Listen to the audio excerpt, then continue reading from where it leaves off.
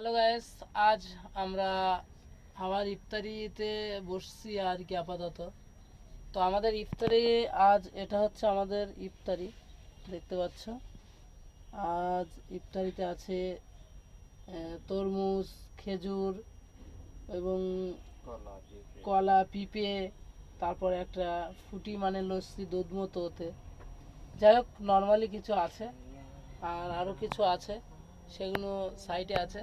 তো এটা হচ্ছে আজ আমাদের ইফতার। আমরা অলরেডি বসে আছি, ইফতার টাইম হলেই মোটামুটি ইফতার করব।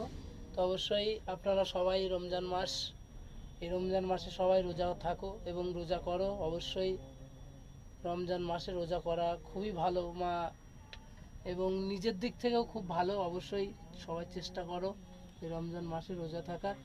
মনুল ভাই, আমি তোমাকে কিছু বলার জন্য বলছি দর্শকদের উপলক্ষে। 11 মাস তো খাও, ওই একটা মাস রোজা রাখো, আল্লাহর ইবাদত করো, তাতে হলো শরীর সুস্থ রাখবে আল্লাহ আল্লাহ পাক রব্বুল আলামিন, এবং হলো সবার হলো সুস্থ রাখুক, এই কামনা দোয়া করি আল্লাহর কাছে, প্রার্থনা করি।